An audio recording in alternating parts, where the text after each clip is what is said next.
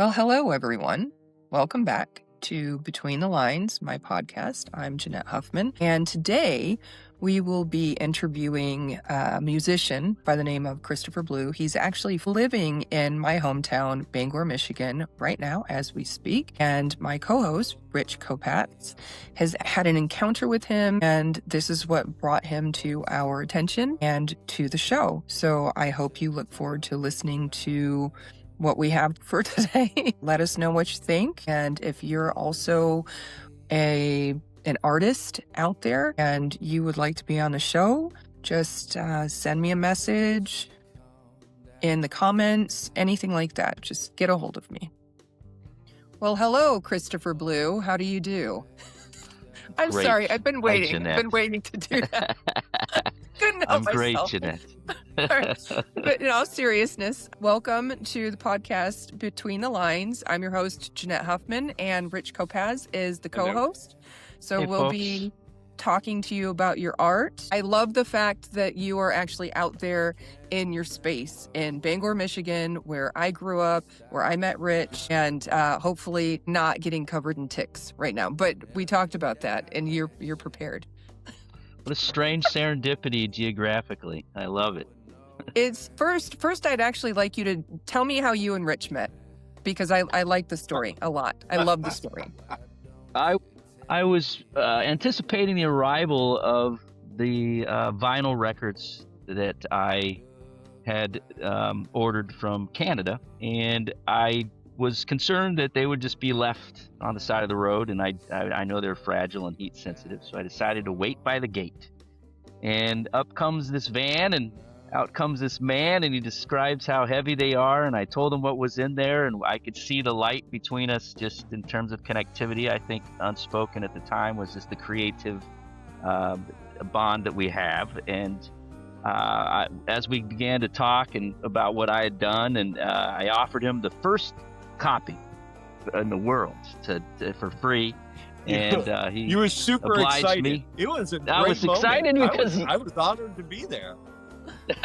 I was excited because you had light in your eyes when I brought up what it was, so I was grateful for that. And then we began to share, mutuality in terms of creation. He shared with me that he was an author, and eventually what ended up happening, not soon thereafter, was I went to my gate again, and there was a plastic bag there with a book inside, and I was just so honored for that. And I love the book, and I also just love the way in which our paths crossed and what it revolves around, creation, And just so you know, you have what could be a limited item later on. I've read.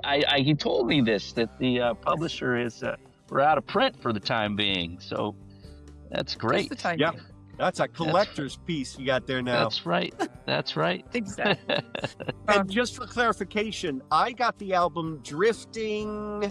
Oh, What's it's it called? Spellbound. Drifting? The title of the album is Spellbound Drifting. It's Spellbound And Drifting. Yeah, that's the Yes. one that I got. And it's in a tribute to it's a collaboration. The record is a collaboration between myself, Chrisopher Blue, and Aaron C. Schroeder. And Aaron's the essence of him is very lackadaisical, beautifully positive. He just has a spirit about him that just kind of blows around the world. And I see him as drifting along and like a leaf on a languid river, and in all the best ways. And then myself, I'm a bit spellbound by all of life and all that comes from the light and the darkness, the challenges and the gifts. And so those two words really stuck with me to describe what we created together. So you said something. I'm curious. I thought you were Chrisopher Blue. I am Chrisopher Blue. Okay, good. Because I did a little sleuthing. My dad we was need a to cop. start the interview over and find Chrisopher Blue. No, I just because the way that you put it, I get confused easily. But also, Sure. so Me too. when Rich told me about you, I did a little sleuthing. My dad was a cop. He was a private investigator. And I found you on Facebook, and I was like, that's not what it says. But But I figured, because I, as an author, I write under Jeanette Huffman, my maiden name. So I thought maybe it was like I don't know, a name that you It's an chose for yourself. artistic. I don't know what to call it. Sure, it's an artistic pseudonym. It's my Cool. my writer name, Chrisopher Blue, that Okay. I adopted. Probably it was adopted to me when I was a child. I was running around with a group of ragtag kids, and I was, particularly, I'd say at the time, sensitive to the world and a bit blue in my age, a bit down. And my brothers were always saying, "Why are you so blue?" And then they started calling me Blue, and it stuck, and I just always have kind of held on to that. It seems like an origin I story. like it. Because the place I come from as a writer really revolves around, the seed of it revolves around processing my childhood. And I wrote, and I used to walk along the streets of Fresno, and I would sing to myself as I was writing in my head lyrics, and I look back and realized I was processing my childhood. I felt that. And I think that's when, or why, when I listened to Trepid, it really hit for me, because I felt that one. Definitely. That's a beautiful song. I really love the musicians in that and what they created, and allowed me to tell a story that's essentially about coming down from the mountain of, inner thought and joining the rest of us all as we just walk through the valleys of trials, tribulations, and the path of life. And there's a togetherness in our isolation if we can just see outside of ourselves, I agree. See, Jeanette, he's one of our peeps. We're going to get him a T-shirt. We're better connected. Yes! I love that. We really do need to do that. That's our mantra. That's our mantra. We're better connected. We'll have to give him a shirt. I started with the podcast, and it was really more focused on my work and interviewing people that had impacts on my work. And then when I met Rich, it has just blown up, and I love it. This is amazing, because that's beautiful. I feel like authors aren't the only ones that are storytellers. You're a storyteller.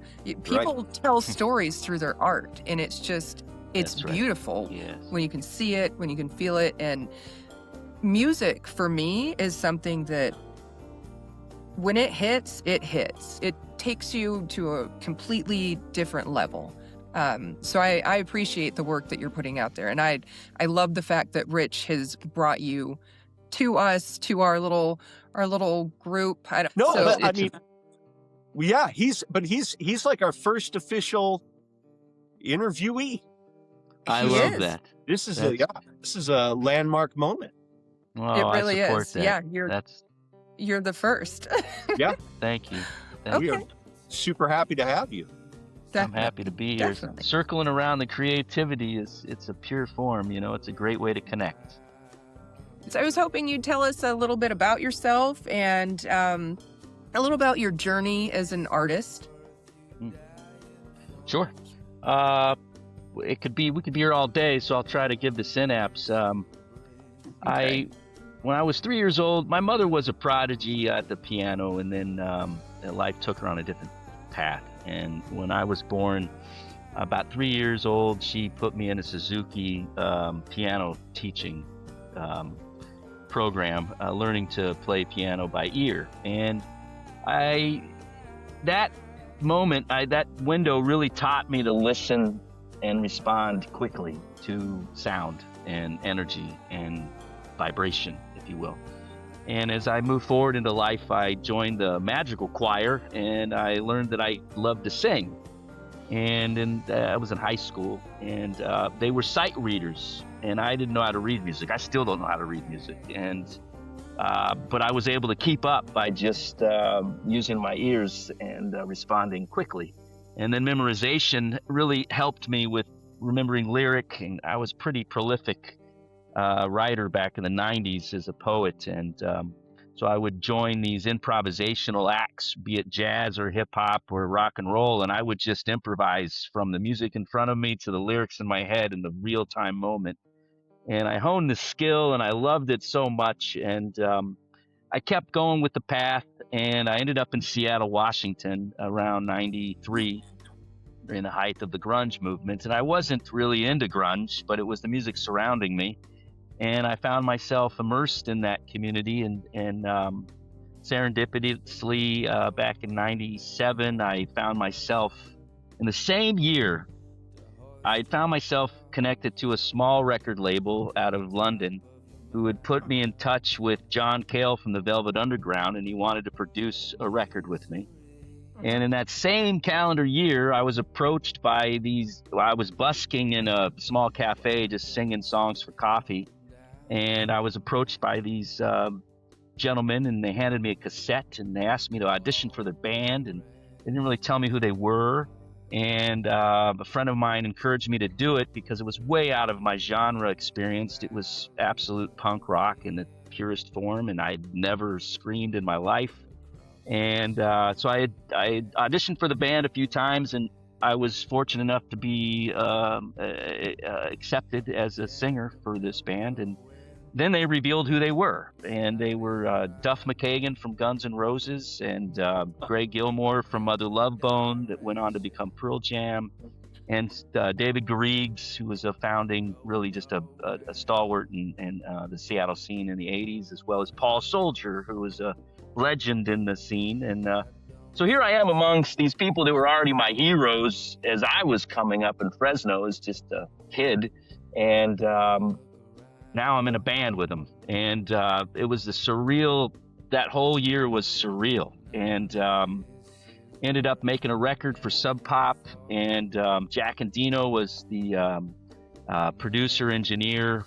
He was responsible for like a lot of the early Soundgarden work and the early Nirvana work, and so I'm literally sitting among like legends. And what was this band called? It was called 10 Minute Warning, and it was a band that the story goes that inspired Stone Gossard to play guitar, and really inspired a lot of people in the founding years of grunge to kind of get involved in a slower version of punk rock, and which became grunge. And so these are legends. And the record we made was mostly, I think, a tribute to their history. And they'd never recorded a record, and I was asked to sing. And they had two singers previously to me, and I tried to pay tribute to their lyrics, but I wasn't them. And I referred to, singing the truth. So as a tribute, I would keep like the choruses, and I would rewrite the entire verses around stories that were relevant to me. And for me, it was a very surreal experience, and it all ended as quick as it started.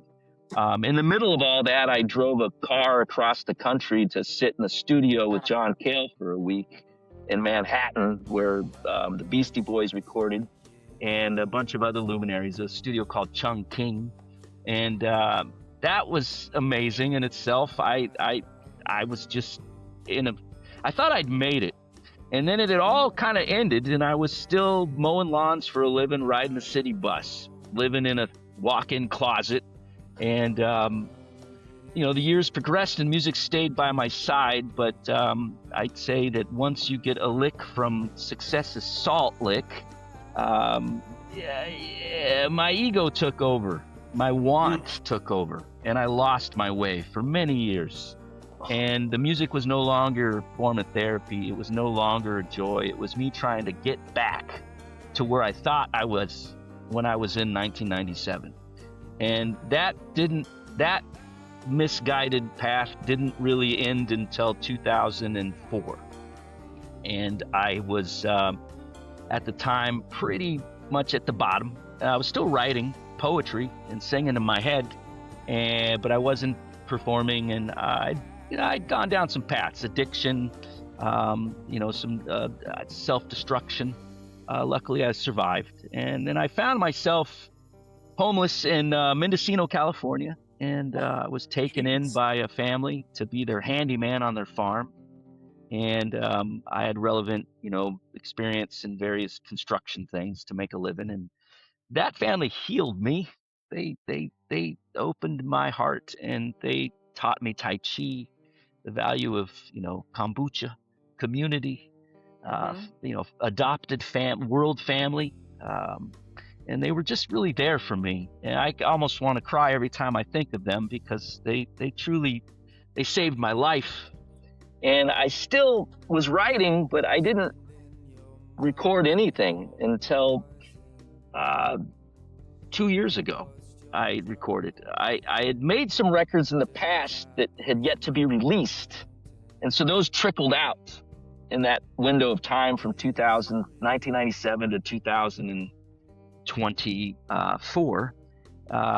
And so it looks as if I was active, but I wasn't. That was me going back to record companies who had my records rights and either purchasing the rights and then releasing the record, and or digging out a record that never came out that I still owned and put it out. So kind of mined my entire my history, my vault. And 2024, I decided to put this record out because I had a medical emergency.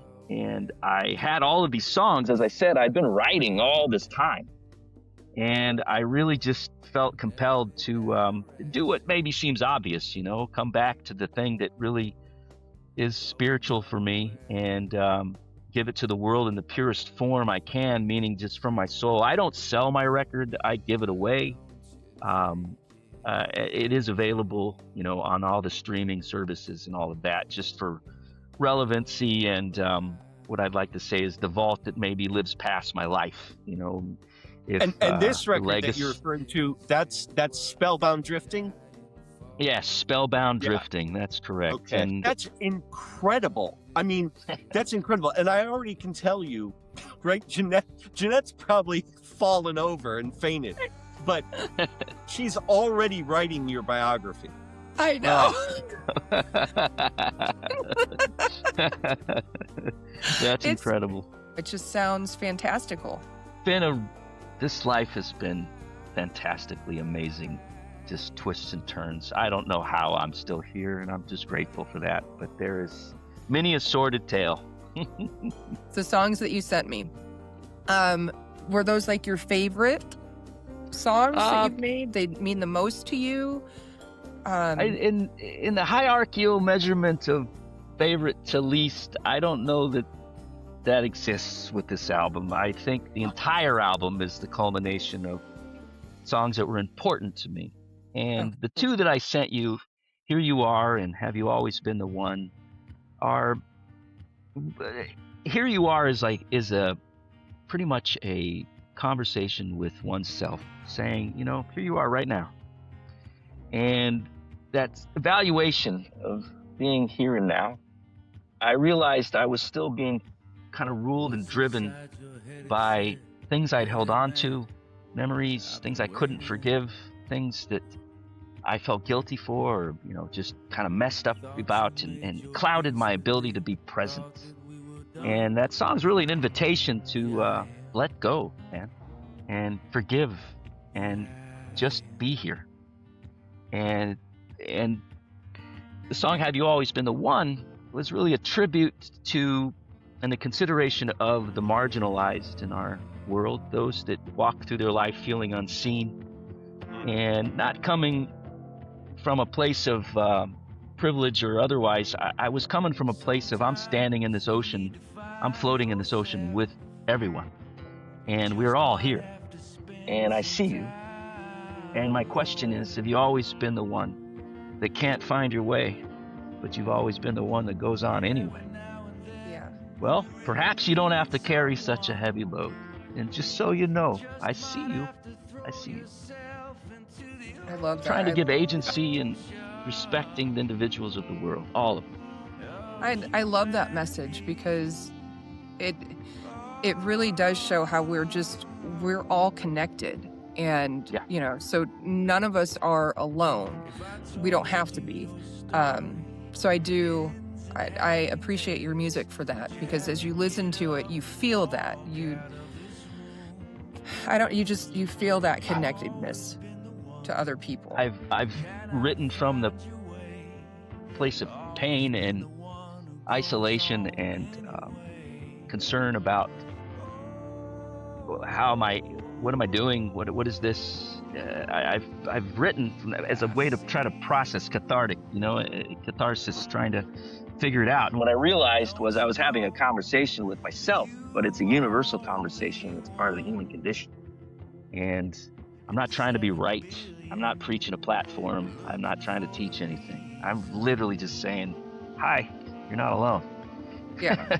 Well, and I think that it needs to be said because so many people feel that way. There's such just this immense sadness that if we did more of that, maybe it wouldn't be as big, just. I agree. I've also found that being alone on my own journey, heading towards my own, mortal coil unwinding, that's a fact. I'm my first friend and I'll be my last friend. And I think being okay with that is the universal. We all have that. We all have throughout time, through the beginnings of time. We live in our minds and we end up dying alone. Even if we're side by side with someone, oh yeah, we are within ourselves. And I'm just trying to say in that ocean that we're all in, that we are together in that. And yes. Because I feel like a lot of the noise we carry around, and I don't talk about this in my album, but I think it's really there. If we're not letting go and being present, we can often lose our way. And then we become, perhaps full of conflict, judgment, separation, looking for the walls between us. And I don't think that's the best way. Yeah, I think the humility of, being enthralled by the grace of God that we're alive and on a path is good enough. And you had mentioned earlier about being held back by there were, right? It's the two things. It's like being held back what and who I don't forgive, and how I am not forgiven. Right, the shame I feel. Yeah. Right, and these things they hold us back from connections. I agree. They stifle our ability to be present and embodying our true selves, whatever that is. To each is their own. We stand upon every decision we've ever made and the bloodlines we come from. They're baggage that we need to get past, let go of. Yep. Yeah. And that's really the essence of where I come from as a writer. Those are my muses. That's my muse, So then the next album is Joy Stealer, and that's the one that follows Spellbound. And you kind of alluded to this. Spellbound drifting flows, like each song flows into the next. Oh, it's when you said you don't have a favorite, because it's all like one underlying theme that runs through everything, right? And it's got a nice flow. In contrast, I found Joy Stealer jarring, not in a bad way, but it is much more. There's a lot going on in each song, and then each song, like you've got like you were saying before, you never scream. You've got screaming going on in that. I think it's called like Anyone or Nothing, Nowhere, No Time. Nothing and No One is separate. Yes. Yeah, Nothing and No One is separate. You've got screaming going on in that. So Lost Tonight is just beautiful voice control. Just so sweet to hear. Yes. And then Doorways in Los Angeles, California. That's a rap. That's a spoken word piece. The art of rapping is beyond me, but I can read you a poem to rock and roll for sure. Whoa. A lot of variety, really showing a lot of versatility. But underlying all of it, you have paired with this group, and it's a very grunge sound. It was thanks for bringing that up. Joy Stealer was a record that I was on a small record label out of Seattle, and I was looking for a band, and I still owed them one more record. And a friend of mine said, you need to go to Austin, Texas. So I said, okay. So he and I left Seattle and went to Austin, Texas, and we just were kind of messing about, and we saw this young band playing, and we loved what they did, and I asked them if I could recruit them to be my band and pay them money and live in a recording studio with me for 2 months and then have a record. And they said, sure. And so we lived in Austin, Texas, in a terrible building that was rat infested. I woke up with a rat snake crawling over my sleeping bag. It was just an amazingly just intense experience. And I was writing the record's lyrics in real time from my time there. And so the stories are observations of everything around me at that time. I like to give tribute and respect and spend time studying the darker and forces of life in the same jaded vein as, say, Charles Bukowski or William S. Burroughs or the Beat movement, kind of looking at America's decline and human decline and writing from that point of view. So that record really comes from that kind of maniacal, sardonic observations of just the craziness of existence at that time. Oh, and before I want to ask you about this, because you have a song, Lockjaw. Yes. Now, with a bleeding throat, he's got his ugly face on. He's looking at the world through an empty glass, just watching that daylight burn. yeah, it's great. That's good. It shows up again in Joy Stealer, but not as Lockjaw. Nice observation. No, it's called Sucker Punch. When you are registering your works with the streaming services, if you use the same name and you are the same author, it doesn't allow you to purely post it at that. So you have to call it a remix or part 2. You bring up a good point. Leonard Cohen often talked about how his lyrics were like children to him, and they would grow and change over time. So you may hear, when you see him play a song, So Long Marianne or Suzanne or any of the famous Blue Raincoat, Last Year's Man, he would rewrite entire verses, or he would eliminate and bring in new verses. And that always struck me as the finality of writing a song is not like a painting where you're just done. The opportunity to go back and put it to a new tempo or give it a new feel, or I've gone as far as using William S. Burroughs' cut and paste approach, where I'll take entire stanzas from different songs and different eras and extrapolate them and then glue them together and make an entirely different piece. And I'm working on something right now with a friend of mine doing exactly that. And it's saxophone, Hammond B3 organ, electronic dance beats, and me singing extrapolated pieces of lyric I've written over the years. And that's a lot of why there's duplicity in my work. Hey, I won't lie. That kind of creativity, innovation gets me psyched. That's so sweet. And some might say, if I'm being completely honest, it's that I run out of things to say, so I might as well just mess about in my toy box, No, that's awesome. Yeah. Something I wanted to ask you about. Rich had mentioned that you had a near-death experience. Could you expound on that? I'd love to.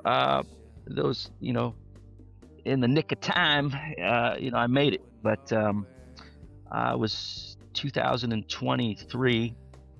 I was working in my field, and I didn't feel great that day, and I didn't know why. And then about 10:30 that night, I was on the phone with my wife, and I was bleeding out profusely. I jumped in the car. I go to the hospital.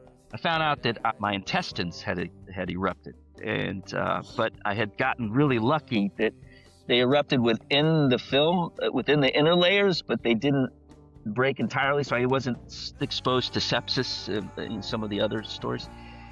And so my life was saved by a man named Winston. I was a nurse, and I know that because I left the world, and then I woke up, and he was staring at me, and he said, "Welcome back." And I said, well, if this is my last moments, I don't want to stare at that clock at the foot of my bed. I'd rather stare into your beautiful blue eyes while you tell me your story. So he told me about his 3 kids and his life a bit while I waited to be transported to a hospital that could better attend to me. So I went through that experience in emergent nature, and I woke up in the middle of the surgery to two people in a spacesuit with my insides displayed on a giant TV screen, and I was asked to hold my breath, and then I went back to sleep.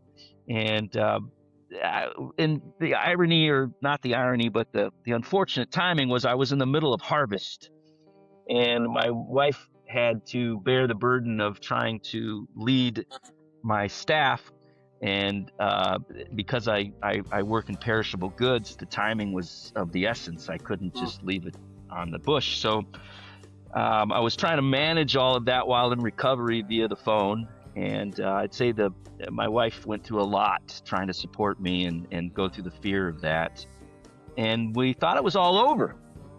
And then 2 months later, it happened again, and I had to have another emergency surgery. And my doctor, I'll never forget, I had that kind of, I don't know if it's male, but often in men, my doctor saying, we need to perform an emergency surgery on you. And I immediately went to, I'm fine. Can we just wait a minute? I'm in the middle of stuff. Oh my gosh. And I'll never forget the doctor looking at my wife going, so what do we need to say to him to get through to him that that's not okay? Just shut up and do it, honey. Right. I heard it. I heard that, took the message, and again was in the hospital, and again in surgery. And that was jarring enough for me to realize that at any moment the lights could go out, and was I okay with it? And I realized, no, I needed to make more music. I needed to write an album. I needed to go back to Seattle. So I drove my truck that winter to Seattle, and I landed in Seattle, and I posted up in a basement and a studio for about 4 days, and we recorded this album. And Aaron Schroeder, coming back to Joy Stealer, the album that you brought up, Rich, Aaron Schroeder was the guitar player in the band that made Joy Stealer many years before. That album was recorded in like 2000, I want to say 2. So I got to be in the studio with him in his basement for about 4 days, and we recorded this album. And he came back through and put strings on it and some other elements to kind of help flush it out and give it some richness and maybe some thread sonically through each one. And that was, I'd say, the gift, the gold from a medical emergency that brought me to the edge. And if it wasn't for the nick of time, I wouldn't be here, but I made it. That's scary to have that, just that urgency where you know that you're not done yet. There's still things that you want to put out there in the world. And I don't know, absolutely. Kind of lights a fire under your butt, I think. And I think it's, I don't want to say we're fortunate if we get the opportunity to go through such things, but we definitely, if we survive, we have the opportunity to reevaluate our lives, our priorities, maybe get to doing things we would have probably not done if we would have just glided through till the end, Oh yeah. Gives you a whole new perspective. So what does your wife think about your journey, your art, your music? Does she enjoy it? Or? I think it's sacred to her. We have a unique relationship dynamic. We're not legally married. We're best of friends, soulmates.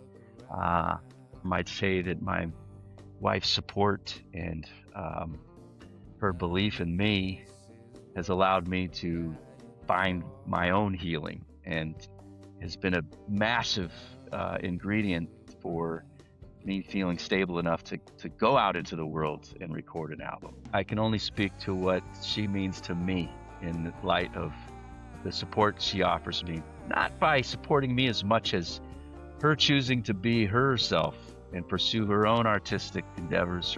She's a yoga teacher as well as a mother. I'd say priority first. She's a mother first.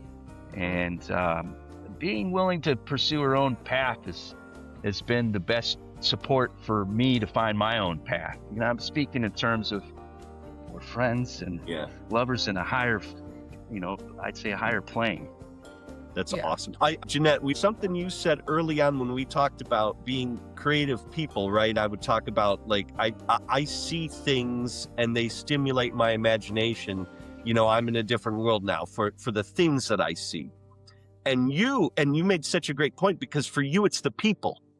You see the people and you think like everybody's got a story. Everybody I see in Yes. in this fast food restaurant, everybody I see has got a story. This is exactly what you're talking about.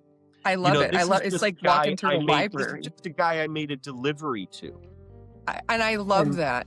Look And at the what fact we that found. you're that type of person that can make that connection. Like, there aren't a lot of people out there that, at least it doesn't seem like it. Seems like a lot of people are scared to try to connect. You know, maybe they're afraid of how people are going to react or what they're going to think. But Rich isn't scared. He is not scared. I love that. I see that bravery. That's what I was drawn to as well in our initial conversation. And since then, from reading his book to witnessing some of these episodes, the bravery and courage is in your kindness and openness, in my opinion. He is a wonderful author too. Like, he's multifaceted. I love it. Like, I'm floored that just a trip to Michigan and me putting myself out there, I was able to connect with someone like him. I think that doesn't happen randomly. Sometimes I go back and forth thinking that everything just happens. Like, things just happen. There isn't really a reason, it happens. And then other days I'm thinking, Right. I don't know, man. I don't know. I feel like that's impossible. It's all connected, and it's got to be happening for. I do have Yeah. to ask you. Rich has let me know that you have a great sense of humor. So is that a fact? I think that's an opinion. Are you a funny guy? Like, Well, I think that Well, depends do you so have on a here's how you dry ask sense funny. of humor? Right. Yeah, yeah. Here's how you ask him. Who's the funny one in your relationship, you or your wife? Oh, my wife's the funny one. She's a comedian. That's how you can tell he's the funny one.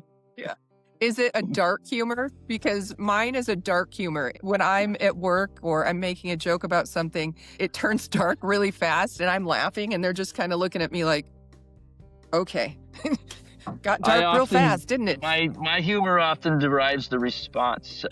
Is that supposed to be funny? Oh my gosh. Yeah, no, I like that. That sounds But I'm a that goofball sounds about too. right. When my inner child wants Yeah. to dance and speak in weird voices and say childish things, and I also celebrate that. But given the background I've shared with you, where I've come from as a writer, if it wasn't for dark humor, I don't know that I could be sane. But are any of us really sane? Well, I say that with a wink. It's all a matter of perspective, right? It's just your level of insanity and your flavor of insanity, I think. Like, Sure, that's right. I'm good with mine. I'm okay with it. To be our own friend So- and accepting of ourselves is a gift, in my opinion.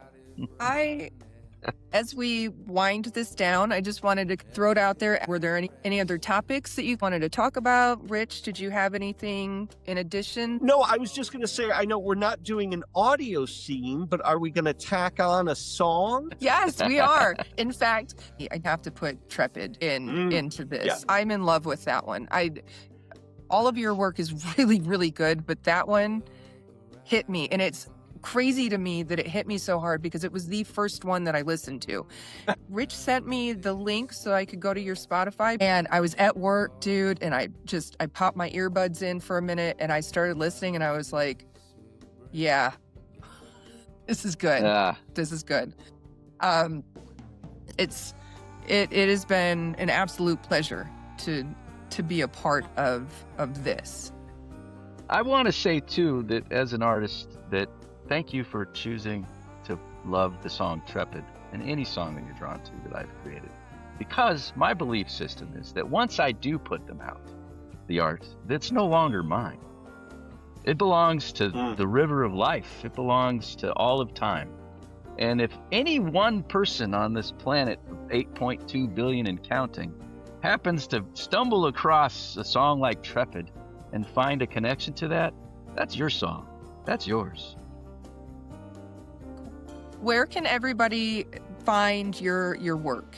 As far as I know, it's on all Spotify. The streaming it's on all the streaming services. I could not list them. There's so many. So if one doesn't want to contribute to Amazon or Apple or Spotify, whatever one that you're listening on, I promise you my records are there. And I do my best to make it as available as possible through a third-party distributor. If I could leave it at this, I would encourage folks to continue to maybe subscribe and follow me on any one of the platforms, because I'm going to continue to put out albums and continue to explore different genres and study different motifs and really try to find my way as a writer with no goal in mind, just finding my way. And I want to remind folks that there is no T in Christopher.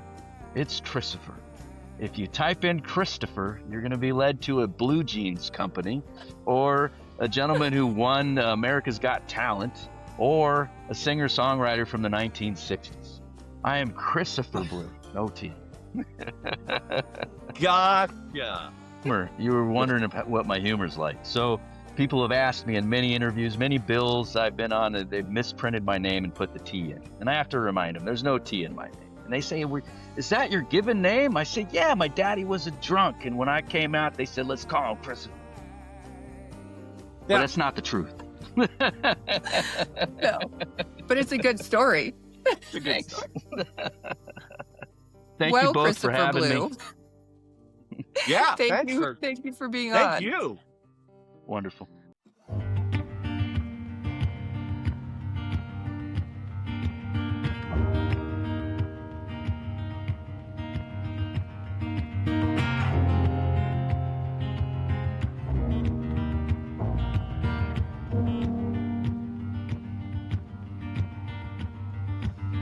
Voice inside your head, it said, hey there, man, I've been waiting.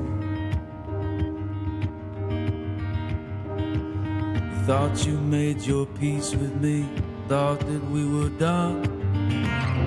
Here I am. Here I am.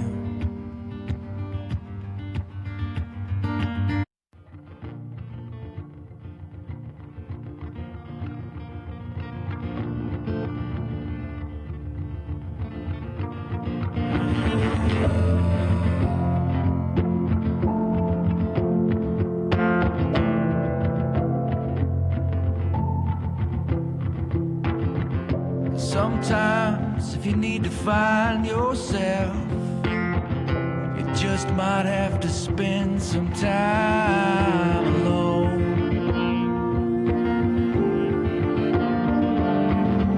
Every now and then, when you really need someone, just might have to throw yourself into the ocean of humanity.